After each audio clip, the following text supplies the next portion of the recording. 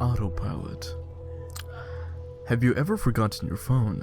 When did you realize you'd forgotten it? I'm guessing you didn't just smack your forehead and exclaim, "Damn," apropos of nothing.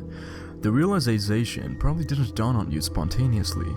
More likely, you reached for your phone, pawning open your pocket or handbag, and were momentarily confused by it not being there. Then you did a mental restep of the morning's events. Shit. In my case, my phone's alarm woke me up as normal, but I realized the battery was lower than I expected. It was a new phone, and it had this annoying habit of leaving applications running that drained the battery overnight. So, I put it on to charge while I showered instead of putting it into my bag like normal.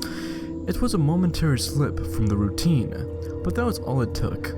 Once in the shower, my brain got into the routine. It follows every morning, and that was it. Forgotten. This wasn't just me being clumsy.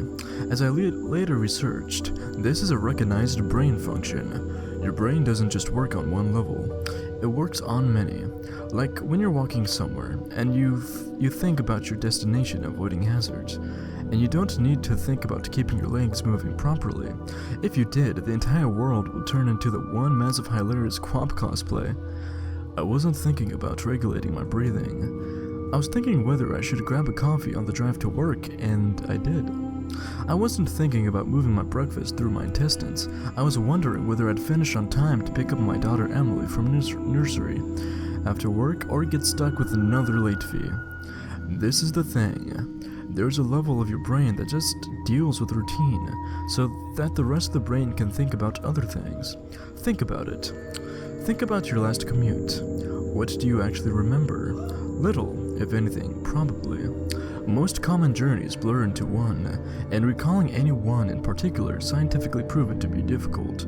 Do something often enough and it becomes routine. Keep doing it, and it stops being processed by the thinking bit of the brain and gets regulated to a part of the brain dedicated to dealing with routine.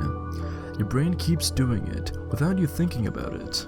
Soon you think about your route to work as much as you do keeping your legs moving when you walk, as in, not at all. Most people call it autopilot, but there's danger there. If you have a break in your routine, your ability to remember and account for the break is only as good as your ability to stop your brain going into routine mode. My ability to remember my phone being on the counter is only as reliable as my ability to stop my brain entering morning routine mode, which would dictate that my phone is actually in my bag, but I didn't stop my brain entering routine mode. I got in the shower as normal. Routine started. Exception forgotten. Autopilot engaged. My brain was back in the routine. I showered, I shaved. The radio forecast amazing weather. I gave Emily her breakfast and loaded her into the car.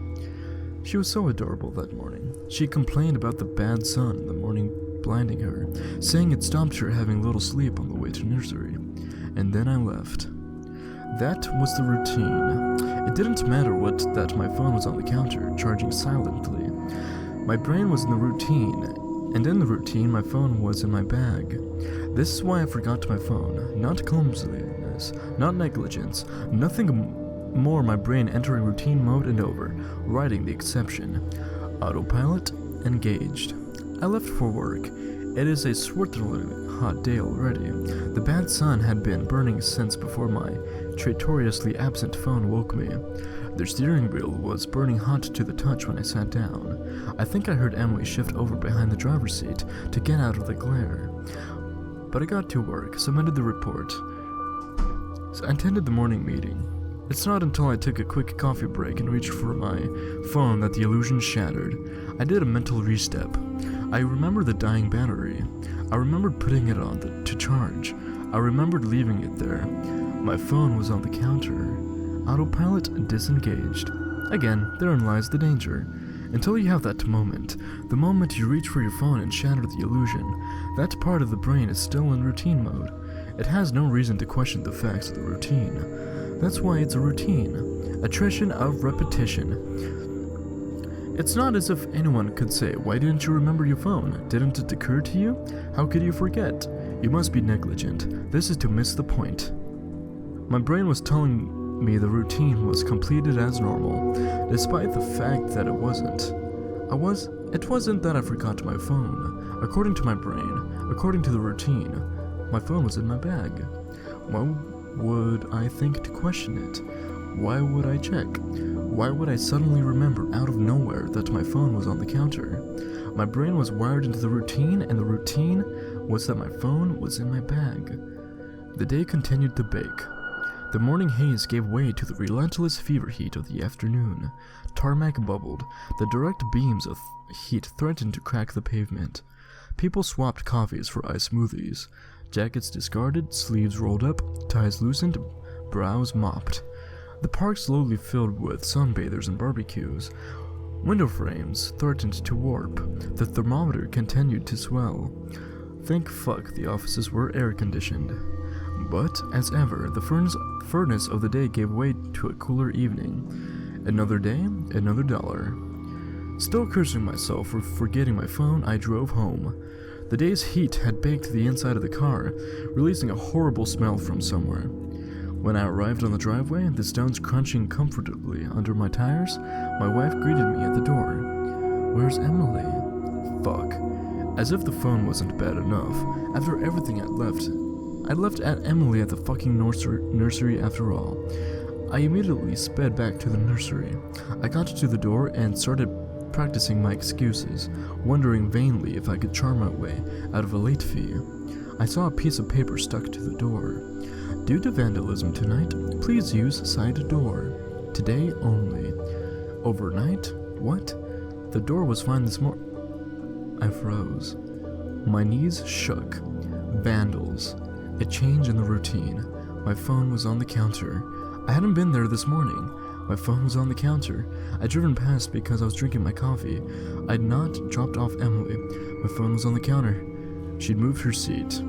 I hadn't seen her in the mirror. My phone was on the counter. She'd fallen asleep out of the bad sun. She didn't speak when I drove past her nursery. My phone was on the counter. She'd changed the routine. My phone was on the counter. She'd changed the routine and I'd forgotten to drop her off. My phone was on the counter. 9 hours.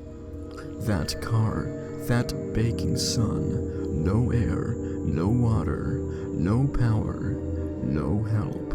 That heat, a steering wheel too hot to touch, that smell. I walked to the car door, numb, shock. I opened the door. My phone was on the counter, and my daughter was dead. Autopilot disengaged.